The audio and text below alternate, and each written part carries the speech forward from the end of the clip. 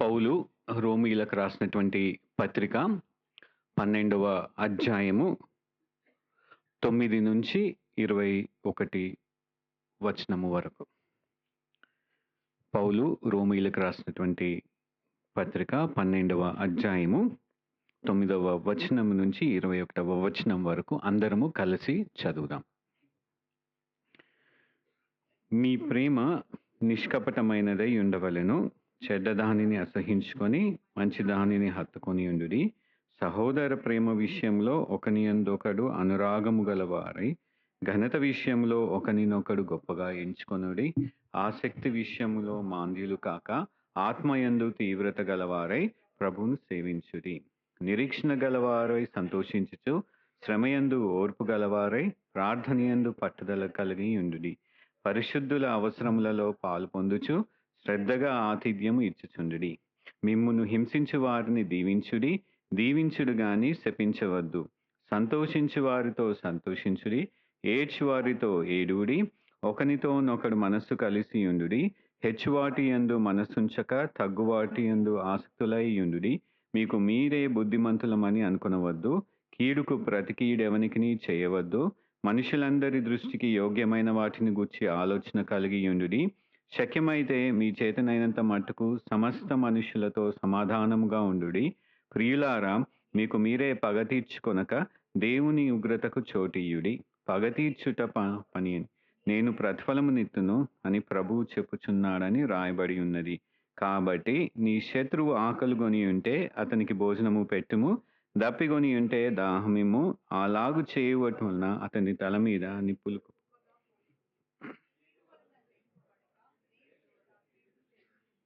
దయచేసి కూర్చోనండి.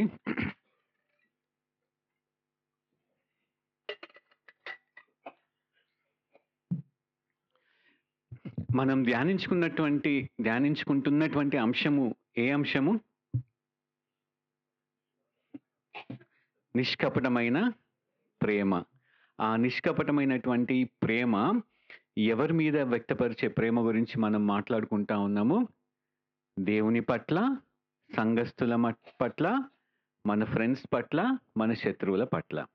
వీరందరి పట్ల మన ప్రేమ ఎటువంటి విధముగా ఉండాలి అన్నదాన్ని ధ్యానిస్తూ ఉన్నాము. అయితే ధ్యానించేటప్పుడు పౌలు ఇక్కడ కొన్ని ఆజ్ఞపూర్వకంగా చెప్పబడినవి, వాటిని మనము రుజువులుగా, అంటే ఒకవేళ నా ప్రేమ గనక నిష్కపటమైనటువంటి ప్రేమ అయితే, దేవునిని నేను నిష్కపటముగా ప్రేమిస్తుంటే ఆ ప్రేమ యొక్క లక్షణాలు ఏంటిది అన్నవి రుజువులుగా చూసుకొని టిక్ చేసుకోవాలి మనము. ఇప్పటి వరకు అనేకమైనటువంటి రుజువులని చూసామన్నమాట. ఉదాహరణకి ఏదైనా గుర్తుందా?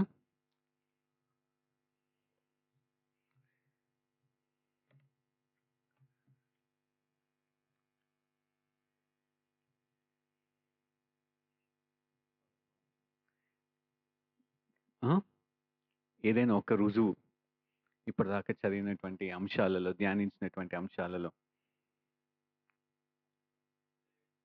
సేవించాలి, ప్రభువుని సేవించటము. ఇంకా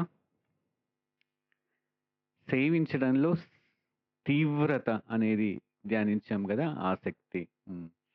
ఇంకొకటి సహోదర ప్రేమ విషయంలో అనురాగము గనక ఉంటే, అంటే క్రైస్తవ కుటుంబములో, క్రైస్తవ సహవాసంలో, మన సొంత కుటుంబంలో మనము ఇతరుల పట్ల చూపించేటువంటి ఆ ప్రేమ, ఆ అనురాగము కూడా ఏంటిది? సంఘములో కూడా మనము వ్యక్తపరుస్తాము. అది ఒక రుజువు. చివరిసారిగా మనము ధ్యానించినటువంటి అంశం ఏంటంటే నిరీక్షణ గలవారై సంతోషించచ్చు. అంటే ఒక క్రైస్తవుడిగా మనము నిరీక్షణ కలిగి ఉంటే ఆ నిరీక్షణ రుజువు దేనికి? నిష్కపటమైనటువంటి ప్రేమ. ఎవరి మీద ఆ నిష్కపటమైనటువంటి ప్రేమ? నాకు నిరీక్షణ ఉందనుకోండి, ఆ నిరీక్షణ ఒక రుజువు అన్నమాట. ఒకటి సూచిస్తుంది. ఏం సూచిస్తుందంటే నాకు ఉన్నటువంటి ప్రేమ, దేవుడి ఎడల నాకున్నటువంటి ప్రేమ నిష్కపటమైనది అని. ఎందుకు?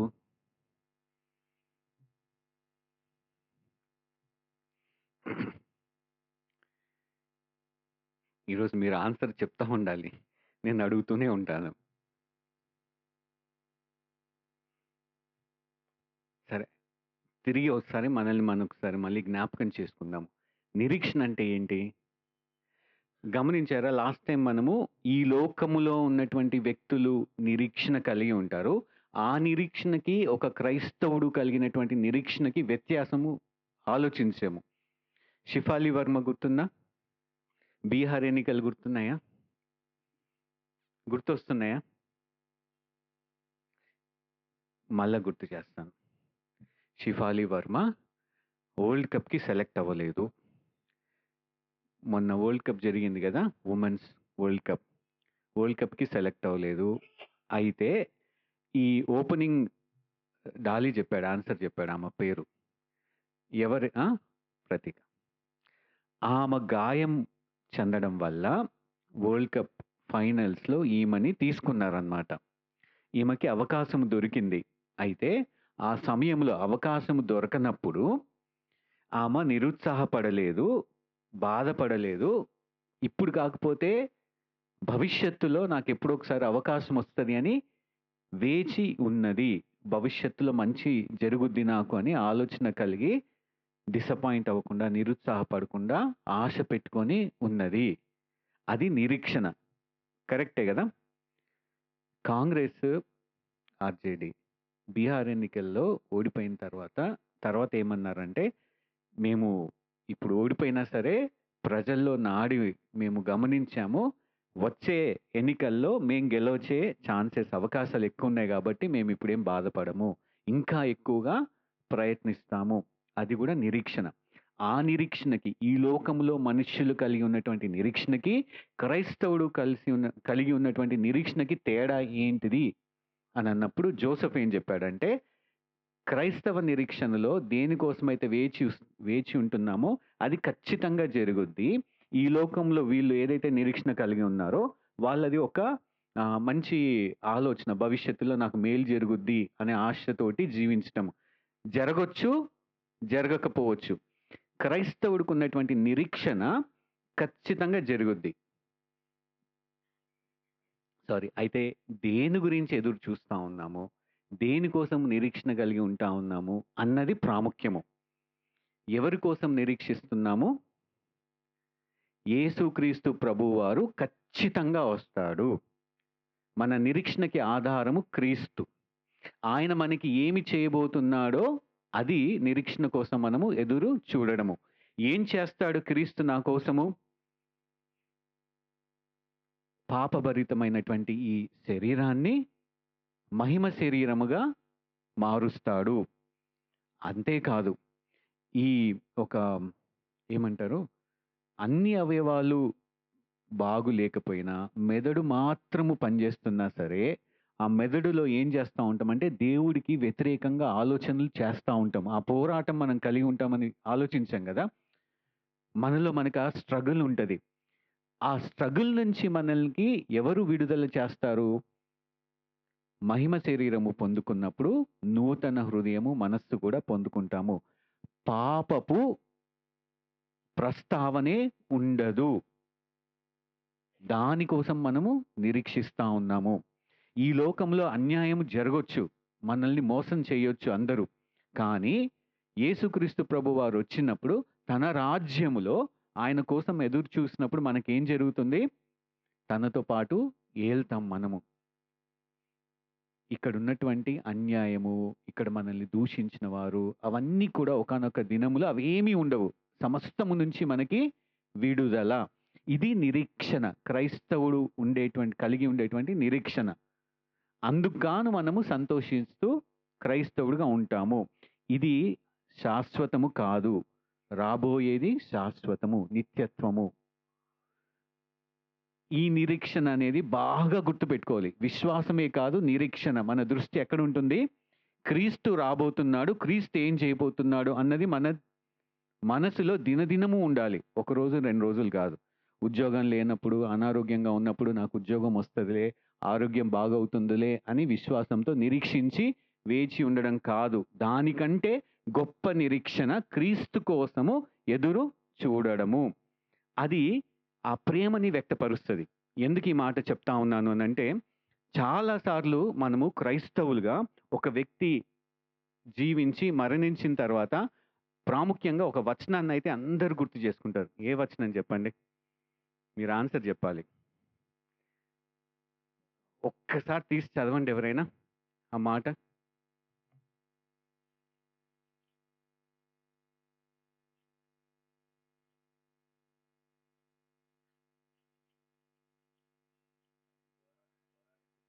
హ్మ్. చాలా మంది ఏం చేస్తారంటే అక్కడితో ఆగిపోతారు. ఆ తర్వాత వచనాన్ని ఒకసారి గమనిద్దాం. నేను చదువుతాను.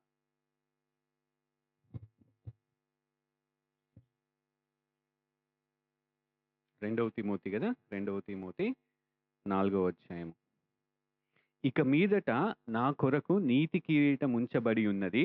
ఆ దినమందు నీతి గల న్యాయాధిపతి అయిన ప్రభువు అది నాకు మాత్రమే కాకుండా తన ప్రత్యక్షతను ఆపేక్షించు వారందరికీ అనుగ్రహించును. ఇక్కడ ఏం చెప్తున్నాడంటే, నేను పరుగు ఏం చేశాను?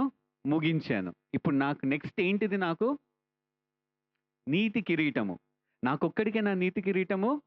కాదు, కాదు.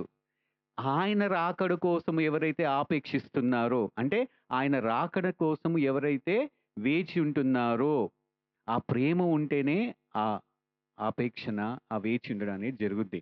ఎంగేజ్‌మెంట్ జరిగిన తర్వాత పెళ్ళెప్పుడు జరుగుద్దా? పెళ్ళెప్పుడు జరుగుద్దా? అని కాబోయే వధువు అనుకుంటారా లేదా? ఎంగేజ్ అయిపోయిన తర్వాత ఇంక అయిపోయింది అని అనుకోరు.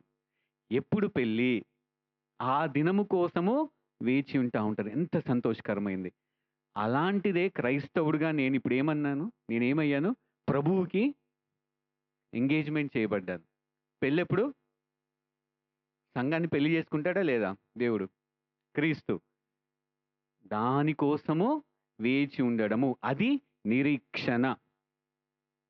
పరుగు ఫినిష్ చేయాలి. నీతి కిరీటం కోసము కనిపెట్టుకోవాలి. అంటే దేవుడి కోసం ఆపేక్షించటము. దేవుడు నాకేం చేయబోతున్నాడో. ఒకసారి ఒక మంచి టీచర్ ఉన్నాడంట. ఆ టీచరు సడన్‌గా ఎగ్జామ్ పెట్టాడు. ఎగ్జామ్ పెట్టిన తర్వాత చాలామంది మీకెన్ని మార్క్స్ వచ్చినాయి అని చెప్పేసి ఒక్కొక్కరిని లేచి అడుగుతా ఉంటే, ఒకాయన లేచి నాకు 20 మార్క్స్ వచ్చాయన్నాడంట 100కి. ఒకాయన 30 అన్నాడంట. ఇంకొకాయన 40 అని చెప్పాడంట. వాళ్ళంతా చెప్పిన తర్వాత దీన్ని బట్టి మీకేమర్థమైంది అని అడిగాడు స్టూడెంట్స్‌ని. స్టూడెంట్స్ ఏం చెప్పుంటారు చెప్పండి? మేము బాగా చదవలేదు. మీరు ముందుగా చెప్పలేదు. మమ్మల్ని మీరు సిద్ధపాటు అవ్వమని చెప్పలేదు అన్నారంట. ఈ మాస్టర్ ఏం ఫీల్ అయ్యాడు తెలుసా? అసలు మీరు కాదు ఫెయిల్ అయింది. ఫెయిల్ అయింది నేను. ఆ బాధ్యత నాది. మీరు ఫెయిల్ అవ్వడానికి కారణం ఏంటి? నేను. అంటే లాస్ట్ టైము నిరీక్షణ గురించి చెప్పి మాట్లాడిన తర్వాత, ఈరోజు నిరీక్షణ గురించి మీరు చెప్పలేదు అనంటే, ఆ బాధ్యత ఎవరిదంటే నాది. నేను సరిగ్గా బోధించలేదు. మీరు గుర్తుపెట్టుకునేలాగా నేను బోధించలేదు. కాబట్టి నెక్స్ట్ టైం నా గురించి మీరేం చేయాలి? గట్టిగా ప్రార్థన చేయాలి. నేను మీ ప్రార్థనలందు బహుగా నమ్ముతాను. ఎందుకంటే ఇంతకుముందు నేను వాక్యం చెప్పేటప్పుడు మధ్యలో ఓకేనా? అర్థమైందా? ఓకేనా? అని రిపీటెడ్‌గా అంటా ఉండేవాడిని. నాకది చాలా అభ్యంతరంగా అనిపించి మీ అందరిని ప్రార్థించమన్నాను. దాని తర్వాత నేను 2, 3 వారాల తర్వాత నేను ప్రసంగాలు అప్పుడప్పుడు వింటాను. ఓకేనా అనేది లేదు. ఈరోజు చెప్తా ఉన్నాను. కాబట్టి ఖచ్చితంగా మీరు నా గురించి ఏం చేయాలి? ప్రార్థన చేయండి. మీకు అర్థమయ్యేటట్లు నేను బోధించాలి. మీరవి జ్ఞాపకం పెట్టుకొని జీవితంలో అన్వయించుకోవాలి. నేను కూడా అన్వయించుకోవాలి. ఎంతమంది ప్రార్థన చేస్తారు? Very good. Thank you. ఈరోజు ఇంకొన్ని విషయాలు. ఏ విషయాలనంటే, నాకు కలిగినటువంటి ప్రేమ నిష్కపటమైనదా లేదా అన్నది నేను ఎలా రుజువుపరుచుకోవచ్చు అని అంటే, 12వ వచనములో మనము 2 అంశాలను చూసాం చివరిసారి. నిరీక్షణ గురించి, శ్రమలయందు ఓర్పు గురించి మనము చూసాము. అవునా? యెస్. అయితే ఆ మూడో భాగము, చివరి భాగము 12వ వచనంలో ప్రార్థన యందు పట్టుదల కలిగి ఉండుడి అనే మాటని చదువుకుంటూ 13వ వచనంలో కూడా కొన్ని అంశాలను మనము ధ్యానించుకుందాము. నిరీక్షణ ఓర్పుని కలగచేస్తది. ఓర్పు కూడా నిరీక్షణని కలగచేస్తది. అది మనకు అర్థం కావాలి. అర్థమైన తర్వాత ఇప్పుడు ఓర్పు కానివ్వండి, నిరీక్షణ కానివ్వండి, మనలో ఎవరు పుట్టిస్తారు? దేవుడు, పరిశుద్ధాత్మ దేవుడు మనలో కలగచేస్తాడు. కాబట్టి ఈ 2 కలగాలంటే ఈ సమస్యల గుండా వెళ్తున్నప్పుడు, ఈ లోకంలో మనకి అన్యాయం జరుగుతున్నప్పుడు, రాబోయే కాలం గురించి నిరీక్షించేటప్పుడు ఎవరి దగ్గరికెళ్ళాలి? దేవుడి దగ్గరికెళ్ళాలి. ఎలా ఎళ్తాము దేవుడి దగ్గరికి? ప్రార్థన ద్వారా వెళ్తాం. అది సంబంధం అక్కడ.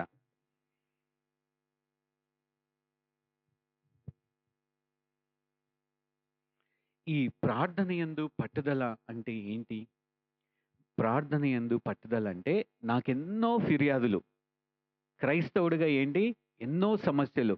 ఈ అన్ని సమస్యలన్నిటిని కూడా ఒక ఫిర్యాదు పట్టిక చేసేసి దేవుడి దగ్గరికెళ్ళేసి ఆ ఫిర్యాదు పట్టిక చదవడం. నాకు ఈ సమస్య ఉంది. ఆ సమస్యకి కారణము ప్రవీణ్ అన్న. కాబట్టి ప్రవీణ్ అన్నని మార్చండి. నా సమస్యకి మా మేనేజర్ కారణం. కాబట్టి మా మేనేజర్‌ని మార్చండి. ఆర్థికంగా నేను ఇబ్బంది పడతా ఉన్నాను. తీసేయండి. దానికి కారణము వేరే ఆయన అక్కడ ఇన్వెస్ట్ చేయమన్నాడు. ఇన్వెస్ట్ చేశాను. గాయబ్. ఇవి గాదు ప్రార్థన యందు పట్టుదల అంటే. మరొక విషయం. దేవుడికి ఆయన చేయాల్సిన పనులు క్రమముగా గుర్తు చేయడం గాదు. పొద్దున, రాత్రి, మధ్యాహ్నం. నువ్వు ఇది జేయాలి, ఇది జేయాలి, నువ్వు చేయగలుగుతావు. నీకే సాధ్యము. నువ్వొక్కడివే చేయగలుగుతావు కాబట్టి నువ్వే చెయ్యి. అని క్రమముగా చెప్పడము కూడా కాదు. నువ్వు ఆ రోజు ఆ మాట చెప్పావు గదా! ఆ వాగ్దానం చెప్పావు గదా! మోషేకి వాగ్దానం చేసావు గదా! ఇప్పుడు నాకు గూడా చెయ్యి. నీకు చేసే సామర్థ్యం ఉంది. అప్పుడెప్పుడో చేసావు గదా! అప్పుడు చేసిన దేవుడవు ఇప్పుడు గూడా ఉన్నావు గాబట్టి ఇప్పుడు గూడా నాకు చెయ్యి. అని గట్టిగా పట్టుదలతోటి అడగడము కానే కాదు. ప్రార్థన యందు పట్టుదల కలిగి ఉండడము అనంటే అసలు ప్రార్థన అంటే ఏంటి? సమస్యలలో ప్రార్థించడం అంటే ఏంటి? ఆయన దగ్గరికెళ్ళి ఈ సమస్య వచ్చింది. ఈ సమస్య నుంచి నేను బయటికి రావడానికి నానా విధాలుగా శ్రమిస్తా ఉన్నాను. నిన్ను వదిలి, నిన్ను ఆధారం చేసుకోకుండా నా శక్తి మీద నేను ఆధారపడుతున్నాను. నేను అలా ఆధారపడకుండా ఉండడానికి ఆ నిగ్రహ శక్తి నాకు దయచేయి. నేను నీ మీదే ఆధారపడాలి. నా జీవము నీవే అని ఎళ్లి ఆయన దగ్గర మనము వేడుకోవడం. సమస్యని తీసేయి అని కాదు. ఎందుకు? సమస్యని తీసేయని క్రైస్తవుడు వెంటనే ప్రార్థించడు. ఎందుకు ప్రార్థించడు అనంటే, క్రైస్తవ జీవితంలో, విశ్వాస యాత్రలో శ్రమలు ఎందుకు వస్తాయి అనేది మనకి బాగా అర్థమైంది. ఎందుకొస్తాయి? నిరీక్షణ కలగచేయడానికి. మనకే మన విశ్వాసము నిజమైన విశ్వాసము అని అర్థమవుతుంది కాబట్టి శ్రమలొస్తాయి. ఈ లోకంలో కలుషితమైనటువంటి ఈ లోకంలో విశ్వాసముగా జీవిస్తున్నప్పుడు నా విశ్వాసము సన్నగిల్లడానికి, లేకపోతే నా విశ్వాసము ఈ లోకస్తుల విశ్వాసముతో పాటు కలిసిపోవడము. ఉదాహరణకి నేను ఉద్యోగంలో ప్రమోషన్ రావాలి అనంటే ఏం చేయాలి? బాగా కష్టపడాలి. రాత్రింబగళ్ళు కష్టపడాలి. అప్పుడప్పుడు పని చేయకపోయినా అబద్ధాలు చెప్పాలి ప్రమోషన్స్ కోసము. ఇవన్నీ ఓకే. నా శ్రమ, నా టాలెంట్, నా నైపుణ్యత అనే విషయము కాకుండా ఏం చేస్తాము? ఇలా మిళితమయ్యే ఛాన్సెస్ ఉన్నాయి. అబద్ధము చెప్పడానికి ఆ శోధన, టెంప్టేషన్. అన్యాయంగా జీవించడానికి శోధన. మన విశ్వాసము సన్నగిల్లిపోవడం కానివ్వండి, కలుషితమైపోవడం కానీ జరుగుద్ది. దానికోసము ఒక ఉదాహరణ చెప్తా ఉన్నాడు అర్థం కావడానికి. 1 పేతురు అధ్యాయంలో ఏముంటదంటే, 1వ అధ్యాయంలో సువర్ణము ఏ విధంగా అయితే శోధింపబడుతుందో, అంటే అగ్ని చేత కాల్చబడినప్పుడు దాంట్లో ఉన్నటువంటి ఇతర లవణాలన్నీ కూడా వేరుపరచాలంటే అగ్ని చేత కాల్చబడాలి. మన విశ్వాసము కూడా అదే విధముగా స్థిరంగా ఉండాలి, పరిశుద్ధంగా ఉండాలి అనంటే శ్రమలొస్తేనే ఆయన మీద మనము ఆధారపడతాము. మన మీద మనం ఆధారపడడము మానేస్తాము. కాబట్టి శ్రమలెందుకు నువ్వు నాకు అనుగ్రహించావు చెప్పు దేవా, ఒక్కసారి ప్లీజ్. నాకు అర్థమే కావట్లేదు. నేను ఏ విషయంలో తప్పు చేస్తా ఉన్నాను? ఏ విషయంలో నిన్ను విడిచిపెడతా ఉన్నాను? నేను ఏ విషయంలో ఎదగాలి? ఇది ఎందుకు అనుమతించావు అని చెప్తే, ఆయనని అడిగిన తర్వాత ఆయన నుంచి జవాబు కూడా పొందుకోవాలి మనం. పౌలు ఇదే విధంగా తన శరీరంలో ముళ్ళు గురించి, ఆ శ్రమ గురించి, శోధన గురించి ప్రార్థించినప్పుడు దేవుడు జవాబు చెప్పాడా లేదా? నీవు గర్వంగా ఉండడానికి నేను అనుమతించాను అని చెప్పాడు. అంటే అసలు పౌలుకు ముందే గర్వం వచ్చేసినట్లు కాదు. ఒకవేళ ఫ్యూచర్‌లో, భవిష్యత్తులో నీకున్నటువంటి జ్ఞానమును బట్టి, నువ్వు పొందుకున్నటువంటి అనుభవమును బట్టి గర్విష్ఠుడిగా ఉంటావేమో అని చెప్పేసి అనుమతించానని దేవుడు చెప్పాడు గదా! 3 సార్లు అడిగినప్పుడు. అదే విధముగా ఈ పట్టుదల దేనికి అనంటే, నేను శ్రమల గుండా వెళ్తున్నప్పుడు ఎందుకు అనుమతించావు? నేను ఏం సరి చేసుకోవాలి? అన్నది అడగాలి ప్రాముఖ్యంగా. దాంట్లో పట్టుదలగా ఉండాలి. ఇది ఒక అంశమైతే, శ్రమ వచ్చి, ఆ శ్రమ పోయిన తర్వాత సాధారణంగా దేవుడి దగ్గరికి మళ్ళీ మనము తిరిగి ఎళ్ళం. శ్రమ పోయింది, దేవుడికి టాటా బాయ్ బాయ్. మళ్ళా నెక్స్ట్ సీజన్, నెక్స్ట్ శ్రమ వచ్చినప్పుడు హాయ్ దేవుడా అంటాం.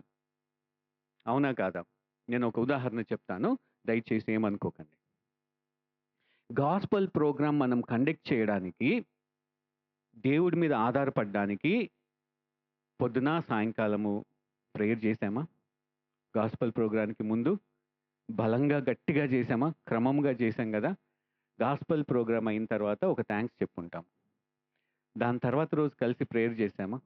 సెల్ గ్రూప్‌గా. తర్వాత రోజైనా చేశామా? ఉద్దేశ్యం ఏంటి గాస్పల్ ప్రోగ్రామ్ కండక్ట్ చేయడానికి? దేవుడు ఆ విత్తబడినటువంటి వాక్యము విన్న వాళ్ళ హృదయంలో ఫలించాలి. వాక్యము చెప్పడానికి వాళ్ళు ఇక్కడికి రావడానికి ఎంత ప్రయాసపడ్డామో, విన్న తర్వాత అది ఫలించడానికి కూడా ప్రార్థన ద్వారా ప్రయాస పడాలి. ప్రయాసపడడు. ఎందుకు? ఆపర్చునిటీ వచ్చింది, షేర్ చేసుకున్నాం, అయిపోయింది. Done deal. దేవుడితో పనైపోయింది. ఈ ఒక్క విషయమే కాదు, మన జీవితంలో ఏది కావాలన్నా సరే, ఏ సమస్యలైనా సరే, సమస్య ఉన్నంత మటుకే దేవుడు, ప్రార్థన. సమస్య తీరిపోయిన తర్వాత ఉద్యోగం బాగుండి, ఆరోగ్యం బాగుండి, బంధువులతో రిలేషన్షిప్ బాగుండి, అంతా బాగుందనుకోండి, దేవుడు ఎప్పుడు గుర్తొస్తాడు? ఫ్యామిలీ ప్రేయర్‌లో గుర్తొస్తాడు అంతే. ప్రతి నిమిషము దేవుడి మీద మనం ఆధారపడి ఉన్నాము అనేది ఎలా వ్యక్తపరుస్తామంటే, ప్రార్థన ద్వారా వ్యక్తపరుస్తాం దేవుడికి. దేవుడా, నేను ఈ క్షణము జీవిస్తున్నానంటే దానికి ఆధారము నీవే.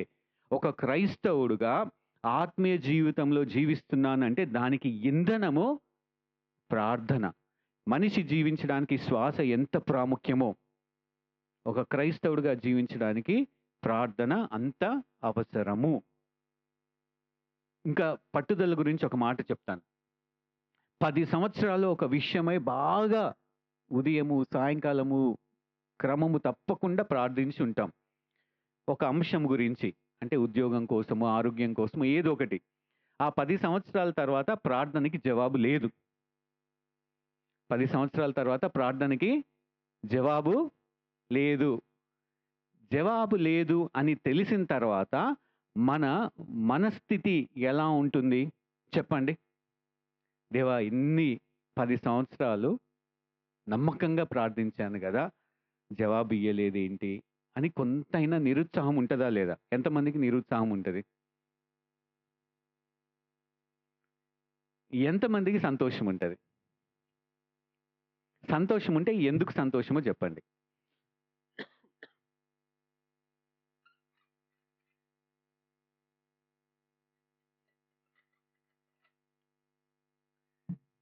సంతోషం ఉంటే ఎందుకు సంతోషము?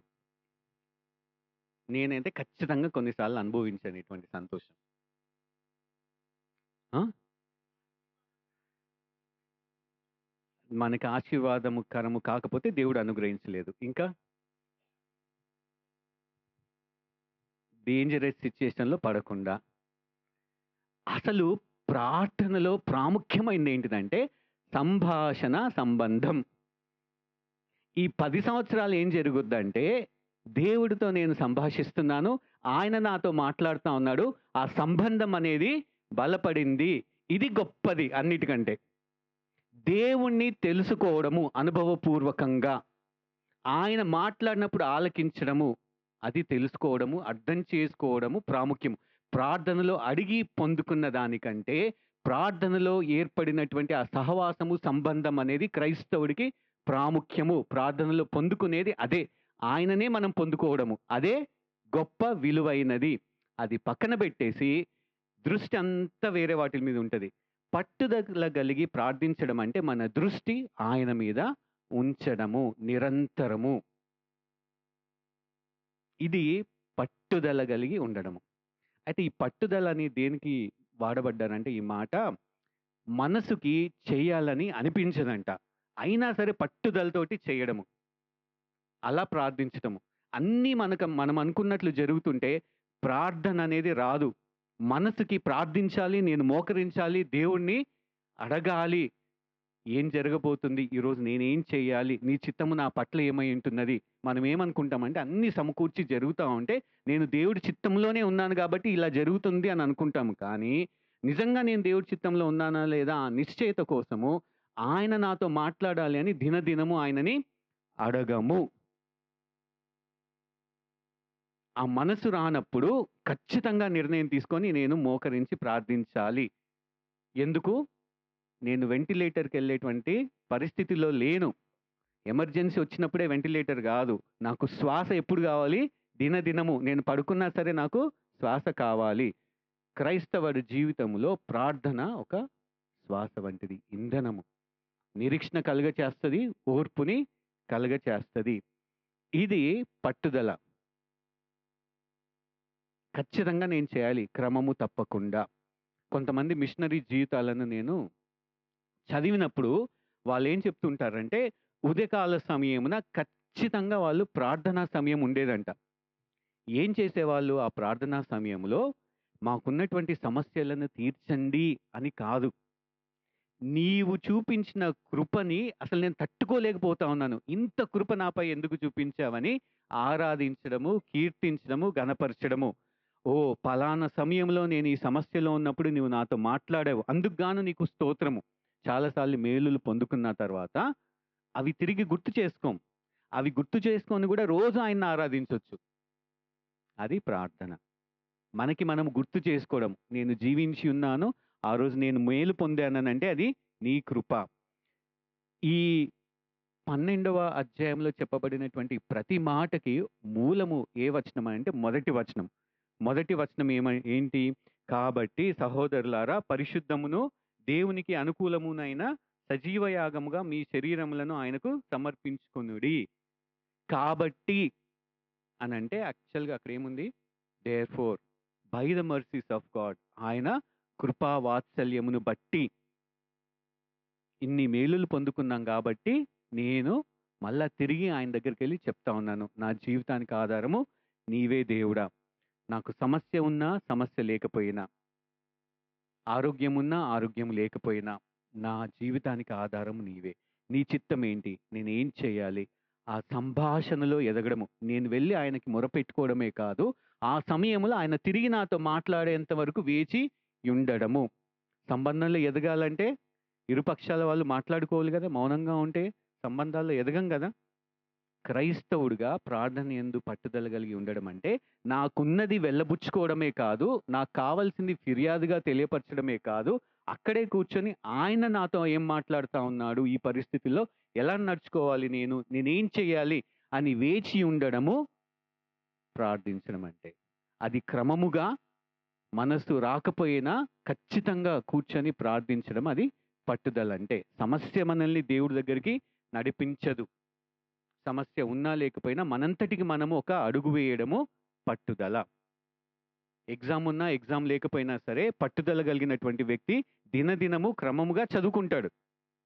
ఆ పట్టుదల గురించి ఇక్కడ చెప్తా ఉన్నాడు.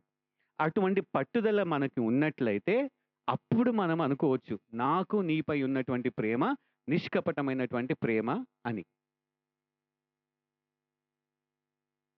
ఓకేనా అని అడగను. టెంప్టేషన్ వచ్చింది. ఓకేనా అని అందామని జెప్పేసి. కానీ నేననను. మీ అందరి ప్రార్థన గుర్తు చేసుకుంటా ఉన్నాను. రెండవ మాటను చూద్దాము 13వ వచనంలో. 13వ వచనంలో ఏముంది? పరిశుద్ధుల అవసరములలో పాలు పొందుచు శ్రద్ధగా ఆతిథ్యము ఇచ్చుచుండుడి. మొదటి మాటలో ఏం చెప్పాడంటే పరిశుద్ధుల అవసరములలో. ఇక్కడ పరిశుద్ధులు అనంటే ఎవరంటే క్రీస్తుని విశ్వసించినటువంటి ప్రతి వ్యక్తి పరిశుద్ధుడే. పరిశుద్ధులంటే కేవలము మిషనరీస్ కాదు. దేవుడి కోసము వాళ్ళ జీవితాలను సమర్పించుకొని త్యాగంతో జీవిస్తున్నటువంటి వాళ్ళు కాదు. పరిశుద్ధులు అంటే ప్రతి క్రైస్తవుడు. ఈ పరిశుద్ధుల అవసరతలంటే ఏంటి?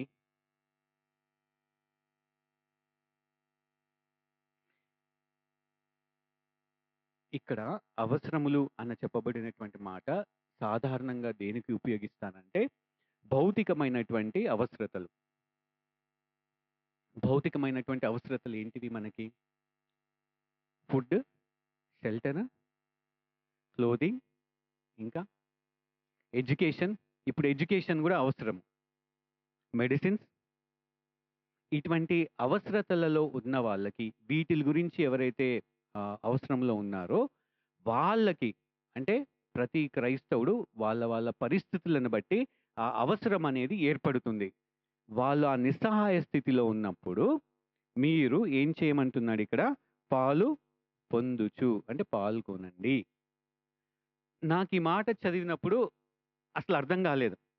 ఎవరైనా అవసరతలో ఉంటే ఏమని చేయమని చెప్పాలి దేవుడు నాకు? సహాయము చెయ్యి, దానము చెయ్యి. కరెక్ట్ కదా? నేను సహాయం చేయాలి, దానం చేయాలి. వాడికి బట్టలు లేవు, బట్టలు ఇవ్వాలి. సహాయం గురించి, దానం గురించి, ఇవ్వడం గురించి ఇక్కడ చెప్పట్లేడు. దేని గురించి చెప్తున్నాడు అనంటే, ఒక ఉదాహరణ చెప్తాను అర్థం కావడానికి. మన కుటుంబంలో, మన బంధువులలో ఒకతనికి వాళ్ళ తల్లిదండ్రులు సరిగ్గా చదువుకోకపోవడం అనుకోనివ్వండి, లేకపోతే బిజినెస్‌లో లాస్ అవ్వనివ్వండి. ఆ పరిస్థితుల వల్ల ఆయనకి చదువుకోవడానికి ఏమాత్రం కూడా డబ్బులు లేవు. అప్పుడు మనం ఏం చేయాలి? ఆ పరిస్థితిని అర్థం చేసుకొని, నేను ఆ పరిస్థితిలో ఉంటే ఏంటి? నేనేం ఎక్స్‌పెక్ట్ చేస్తాను? అని అర్థం చేసుకొని, వాళ్ళకి సహాయముగా కేవలము డబ్బులు ఇవ్వడమే కాకుండా, ఆ వ్యక్తి గురించి నేను దృష్టి పెట్టడం అంటే, ఆ సంబంధం కలిగి ఉండడము. కేవలము డబ్బులిచ్చేసి, నా పనైపోయింది గాదు. నేనిక్కడ డబ్బులిచ్చాను, నాకు పరలోకంలో దేవుడు ఇక్కడ నేను రూ. 100 ఇచ్చాను, అక్కడ నాకు ఆల్రెడీ దేవుడు 10,000 అరేంజ్ చేసేసాడని అనుకోవడం కాదు. ఆ వ్యక్తికి ఆ అవసరత తీరిందా? లేదా? ఆ వ్యక్తి బాగా చదువుకుంటున్నాడా? లేదా? ఎలా చదువుకుంటున్నాడు? ఆయన గురించి నేనింకా ఏమి ప్రార్థించాలి? ఆ సంబంధం కలిగి ఉండడం అనేది చాలా ప్రాముఖ్యము. అనురాగము అని అర్థం చేసుకున్నాం గదా! క్రైస్తవులని ఏం కలుపుతుంది? దారం గుర్తుందా? దారం? ఇంటి పేరు గుర్తుందా? దారం ఇంటి పేరు? అంటే కొన్ని సార్లు మనల్ని ఏం కలుపుతామంటే ఇతరుల వ్యక్తితో సహాయం చేయాలని కానివ్వండి, ఆ అనురాగం చూపించడానికి కానివ్వండి, ఆటోమేటిక్‌గా మన ఇంటి పేరు, వాళ్ళ ఇంటి పేరు సరిపోతుందనుకోండి. ఆ ఎఫెక్షన్, లవ్, అనురాగం అనేది ఆటోమేటిక్‌గా వచ్చేస్తది. ఇక్కడ ఈ పరిశుద్ధులు అన్నప్పుడు ఈ సహోదరుడు ఎవరు? నా కుటుంబీకుడు. దేవుడు తండ్రి, యేసుక్రీస్తు ప్రభువారు కుమారుడైతే, యేసుక్రీస్తు ప్రభువారు నా సహోదరుడైతే, పక్కన వ్యక్తి కూడా నా సహోదరుడే. యేసుక్రీస్తు ప్రభువారి యొక్క రక్తము నన్ను ఏం చేస్తా ఉంది? కలుపుతా ఉంది.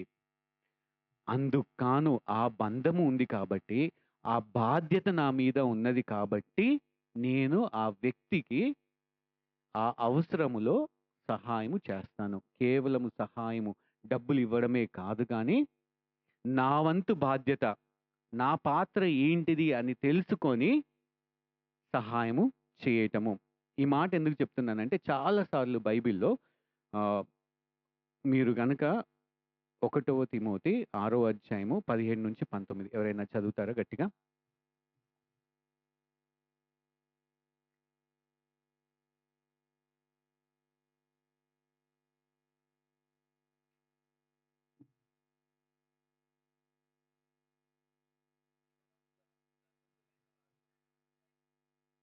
ఓకే అండి.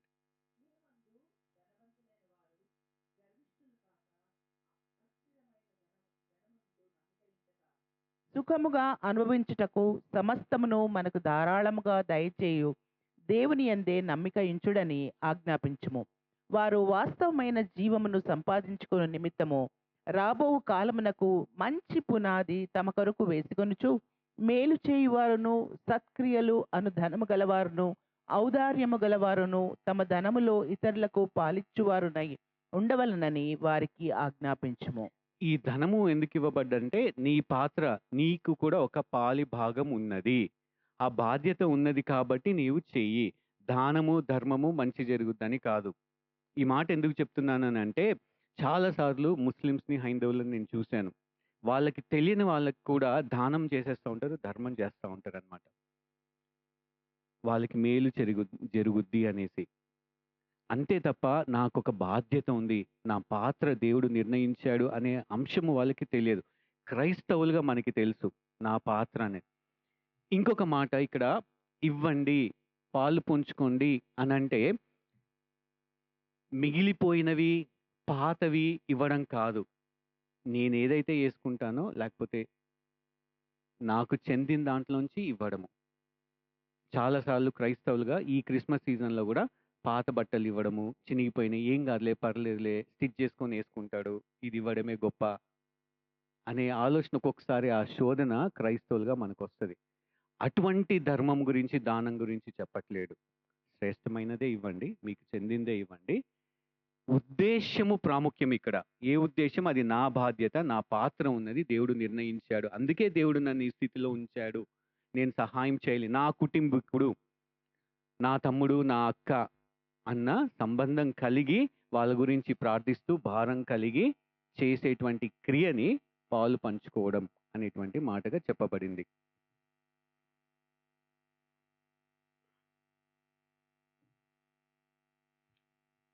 చివరి మాట అక్కడ 13వ వచనంలో ఏమనుంది? శ్రద్ధగా ఆతిథ్యము ఇచ్చుచుండిడి. ఈ శ్రద్ధగా ఆతిథ్యం ఇవ్వడం అనేది ఇంకొక రుజువు. ఆతిథ్యము అన్నటువంటి మాటకి ఇక్కడ అర్థము ఏమిటి అనంటే ఆ కాలములో మిషనరీస్ కానివ్వండి, ఒక ఊరు నుంచి ఒక ఊరికి వెళ్ళి సువార్త ప్రకటన చేసే వాళ్ళకి అక్కడ మనలాగా హోటల్స్ కానివ్వండి, ఈ ఫెసిలిటీస్ ఉండేవి కాదు. కాబట్టి క్రైస్తవులే వాళ్ళ గృహాలని మిషనరీస్‌కి వాళ్ళకి ఆహ్వానించి వాళ్ళ గృహంలో ఉండడానికి ఒప్పుకోవడము. ఈ ఒప్పుకునేటప్పుడు ఇబ్బంది ఉంటది.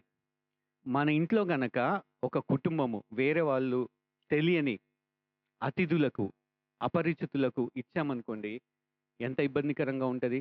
బెడ్‌షీట్‌ని ఎలా వాడుతున్నారో, దిండు సరిగ్గా పెట్టుకుంటున్నారా లేదా, బాత్రూమ్ ఎలా చేస్తున్నారు, చాలా ఇబ్బంది ఉంటది మనసుకి. అటువంటి ఇబ్బంది లేకుండా తిన్నారా, ఎంత తిన్నారు, కొలుచుకుంటాం కదా! లెక్క పెట్టుకుంటాం ఒక్కొక్కసారి. అరే! మొహమాటం లేకుండా మిగిల్చకుండా అంతా తినేసాడు. ఖచ్చితంగా ఈ ఆలోచనలొస్తాయి. ఆతిథ్యం ఇచ్చేటువంటి ఆ లక్షణం లేని వాళ్ళకైతే ఇవి ఉంటాయన్నమాట. ఇలా లెక్క పెట్టుకోకుండా ఫ్రీగా, సంతోషంగా ఆతిథ్యం ఇవ్వండి. ఇబ్బందున్నా సరే ఇబ్బంది పడండి.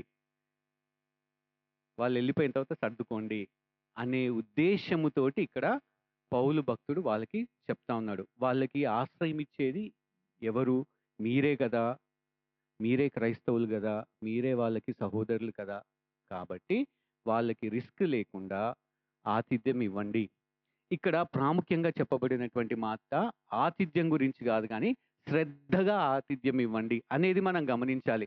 శ్రద్ధగా అనంటే ఒక వ్యక్తి చదువుతున్నాడనుకోండి, ఒక నిబద్ధతతోటి దృష్టి అటు మళ్ళకుండా, ఇటు మళ్ళకుండా ఫోకస్‌గా చేసి చదువుకుంటాడు గదా! ఆ విధముగా అటువంటి తృష్ణతోటి, ఆ ఫోకస్ తోటి మీరు ఆతిథ్యాన్ని ఇవ్వండి అని చెప్పుతూ, ఈ మాట శ్రద్ధగా అనేటువంటి మాట ఈ గ్రీక్‌లో ఇంకొక దానికి కూడా ఉపయోగించారు. దేనికి ఉపయోగించారంటే హింసించడం, పర్సిక్యూషన్ దానికి కూడా ఉపయోగించారు. హింసించేవాడు ఏం చేస్తాడు? లేకపోతే దొంగ పరిగెత్తుతున్నాడనుకోండి, దొంగని పట్టుకోవడానికి పోలీస్ ఏం చేస్తాడు? ఎనకాల గూడా చేస్ చేస్తా ఉంటాడా లేదా? పరిగెత్తుతా ఉంటాడు. వాడి దృష్టంతా పట్టుకోవాలి. ఈ పట్టుకునే ఆలోచనలో ఆ దొంగకి కూడా ఒత్తిడి కలిగిద్ది. అనవసరమైనటువంటి ఒత్తిడి. అరె! వాడెక్కడ నన్ను పట్టుకుంటాడని. ఈయనేమో పట్టుకోవాలని. అవతల వ్యక్తి ఏమో పట్టుకుంటే ఏంటి అని. శత్రువు కూడా యుద్ధం చేసేటప్పుడు ఇంకొక శత్రువుని యుద్ధంలో పట్టుకోవడానికి ఎటువంటి ఆతృతతోటి ఛేదించేటప్పుడు ఆ ఎమోషన్స్ ఉంటాయి గదా! ఆ ఎమోషన్స్‌ని ఇక్కడ చెప్తా ఉన్నాడు. ఎలాగంటే ఎంత కోపంతో పట్టుకోవాలని ఎంత దృష్టి పెట్టి పరిగెత్తుతున్నామో దేనికోసమో వాడిని శిక్షించడానికి, హింసించడానికి. అదే రీతిలో అంతే ఫోకసు, అంతే దృష్టి నీకుండాలి. దేనికి? నీకు హృదయంలో ఆళ్ళ పట్ల కలిగి ఉన్నటువంటి ప్రేమంతా కుమ్మరించడానికి. కోపం చూపించడానికి కాదు. గమనించారా తేడా? అంటే అంత పట్టుదలతోటి, శ్రద్ధతోటి వెంటాడడము, ఛేదించడము. దేనికి? ఆతిథ్యము ఇవ్వడానికి. చాలా సార్లు ఏమవుతా ఉంటదంటే, మనము మిషన్స్ మంత్ చేస్తా ఉంటాము. మిషన్స్ మంత్ చేసినప్పుడు వేరే పాస్టర్స్‌ని కానివ్వండి, మిషనరీస్‌ని గాని ఇన్వైట్ చేస్తాం. ఇన్వైట్ చేసినప్పుడు సంఘస్థులంతా ఏం చేయాలి అనంటే, పాస్టర్ గారు లేకపోతే బ్రదర్ మా ఇల్లు రెడీగా ఉంది. ఎప్పుడొస్తున్నారు? ఎప్పుడొస్తున్నారు? ఎప్పుడొస్తున్నారు? ఏమొండాలి? ఎన్ని రోజులుంటారు? 3 రోజులేనా? లేదు ఇంకొక రోజు ఉండమని చెప్పండి. రేపే ఎళ్ళిపోతారా? ఈ ఆలోచన కలిగి ఉండడాన్ని శ్రద్ధగా ఆతిథ్యం ఇవ్వడము అనంటే. అంతే తప్ప, ఆ పాస్టర్‌కి ఎప్పుడు నా పేరే గుర్తొస్తదా? మా ఇంట్లోనే ఉంచాలా? వేరే వాళ్ళ ఇల్లే లేదా? పొగడ్డానికి, ఘనపరచడానికేమో వేరే వాళ్ళ పేరు తీసుకుంటాడు. ఈ అవసరాలు తీర్చడానికి మాత్రము మా ఇల్లు, మా పేరే గుర్తొస్తది మా ఫ్యామిలీ అని అనుకునే వాళ్ళున్నారు క్రైస్తవ కుటుంబంలో. అలా కాకుండా సిద్ధపాటు కలిగి శ్రద్ధగా ఆతిథ్యం ఇవ్వడానికి ఉండండి అనే అంశాన్ని పౌలు చెప్తా ఉన్నాడు. ఎంతమంది మనము యూనికార్పస్ వర్డ్ అండ్ డీడ్ హాస్పిటల్‌కి మన పిల్లల్ని పంపించాము. అక్కడ డాక్టర్స్ పేర్లేంటి? అంటే ఇప్పుడున్న పరిస్థితుల్లో ఆ కాలంలో మిషనరీస్‌కి సపోర్ట్ చేసినట్లు ఆతిథ్యం ఇవ్వడము డైరెక్ట్‌గా చేయకపోయినా, ఇంకో విధంగా చేయొచ్చు. వాళ్ళ గురించి తెలుసుకొని, ఏ డాక్టరు వాళ్ళని ఎప్పుడైనా ఇంటికి పిలుద్దామా? ఇంటికి పిలిచి వాళ్ళని అభినందిద్దామా? లేకపోతే వాళ్ళనే వెళ్లి కలుద్దామా? ఇవన్నీ కూడా ఆతిథ్యం కిందనే. సంఘంలో ఎవరైనా సరే టెస్టిమనీ షేర్ చేసుకున్నారనుకోండి. టెస్టిమనీ షేర్ చేసుకున్న తర్వాత ఆ వ్యక్తి మనకెవరు అంత బాగా పరిచయం లేదు. పరిచయస్తులతోటే మాట్లాడతాము. పరిచయము లేకపోయినా అపరిచితులతోటి క్రైస్తవులే, రక్షణ పొందిన వారే, వారి అవసరత ఏంటని వెళ్లి మాట్లాడడము కూడా ఆతిథ్యము కింద మనము తీసుకోవచ్చు. ఇవన్నీ చేయడానికి ఏం చేయాలి? శ్రద్ధ కలిగి ఉండాలి. ఛేదించాలి. మనకి మనసుకు రాదు. పట్టుదల కలిగి చెయ్యాలి, చెయ్యాలని ఎళ్లి చెయ్యాలన్నమాట. మనలో ఉన్నటువంటి ప్రేమంతా వాళ్ళ మీద కుమ్మరించాలి. అది శ్రద్ధగా ఆతిథ్యము ఇవ్వడము అంటే. ప్రార్థనా జీవితంలో ఎలా ఉండాలి? పట్టుదల కలిగి ఉండాలి. మన ప్రార్థనా జీవితము ఏ విధంగా ఉన్నది? అవసరం ఉన్నప్పుడే నేను దేవుడి దగ్గరికి వెళ్తా ఉన్నానా? లేకపోతే అవసరము లేకపోయినా దినదినము ఆయనతో సంభాషించడము, ఆయనతో సంబంధము నేను అనుభవిస్తున్నానా? ఎదుగుతున్నానా? ఒకవేళ నేను అడిగింది పొందుకోకపోయినా సరే, ఆ సంబంధంలో నేను ఎదుగుతున్నాను అనే ఆనందం గనక ఉంటే, అది పట్టుదల కలిగినటువంటి ప్రార్థన. ఇక్కడ చెప్పబడినటువంటి మాటలన్నీ కూడా ప్రార్థన యందు పట్టుదల కలిగి ఉండడం కానివ్వండి, లేకపోతే అవసరములలో పాలు పంచుకోవడం కానివ్వండి, పరిశుద్ధులకు ఆతిథ్యం ఇవ్వడం కానివ్వండి, ఇవన్నీ అమావాస్యకో, పౌర్ణమికో చేసేటువంటి చర్యలు కాదు. ఒక క్రైస్తవుడిగా మనకు కలిగి ఉండవలసినటువంటి అలవాట్ల గురించి, జీవన శైలి గురించి ఇక్కడ పౌలు ప్రస్తావిస్తా ఉన్నాడు. అప్పుడప్పుడు చేయడమే ఇబ్బంది. పౌలేం చెప్తున్నాడంటే అది మీ దినచర్య అయి ఉండాలి. జీవన శైలి అయి ఉండాలి. ఒకసారి మనల్ని మనం ప్రశ్నించుకుందాం. మన జీవన శైలి ఏ విధంగా ఉంది? అవసరాలను బట్టే దేవుడి దగ్గరికి వెళ్తున్నామా ప్రార్థనలో? అసలు ప్రార్థన అంటే నాకు కావాల్సింది అడగడమేనా? చిన్నపిల్లల్లాగా గోల పెట్టడము, కింద పడి దొర్లడము, దేవా ఇచ్చే, ఇచ్చే, ఇచ్చే అని అడగడమా? ఆయనతో సంభాషిస్తున్నానా? ఈ సమస్య ఎందుకొచ్చింది? నేనేం సరి చేసుకోవాలి? నీవు నాతో మాట్లాడు. నా జీవితము నీ మీద ఆధారపడి ఉన్నది అని ఆ సమయం గడుపుతా ఉన్నామా? మనసు రాకపోయినా సమయము తీసుకొని ఆయనతో సంభాషించటం. అవసరములలో పాలు పందులు పంచుకోవడము అని అంటే గమనించాము. కేవలము దానంగా, ధర్మంగా ఇవ్వడము, చేతులు దులిపేసుకోవడము కాదు. ఆ వ్యక్తి పొందుకున్నటువంటి వ్యక్తి పరిస్థితి ఎలా ఉంది? ఆయన ప్రార్థన అవసరతలు ఏంటి? ఆయనతో నాకు సంబంధం ఉందా? ఆ సంబంధంలో ఎదుగుతున్నానా? ప్రార్థిస్తున్నానా? బాగోగులు కనుక్కుంటున్నానా లేదా? అన్న అంశాన్ని పౌలు జ్ఞాపకం చేస్తా ఉన్నాడు. శ్రద్ధగా ఆతిథ్యం ఇవ్వడం అనేది కూడా క్రైస్తవుడిగా మనం నేర్చుకుంటున్నామా? మిషనరీలకి మన గృహాన్ని ఆశ్రయముగా వాళ్ళని ఆహ్వానిస్తున్నామా? లేకపోతే మనకు తెలిసినటువంటి మన ఫ్రెండ్స్ పరిచయం చేసినటువంటి మిషనరీస్ వాళ్ళని కలవడము, వాళ్ళ బాగోగులు తెలుసుకోవడము, వాళ్ళని ఇంటికి ఆహ్వానించటము, వారి అవసరతలను తీర్చటము, ఇటువంటి కార్యములు చేసే బిడ్డలుగా ఉంటున్నామా లేమా అన్నది ప్రశ్నించుకుందాం. ఇవి నిష్కపటమైనటువంటి ప్రేమకి రుజువులు.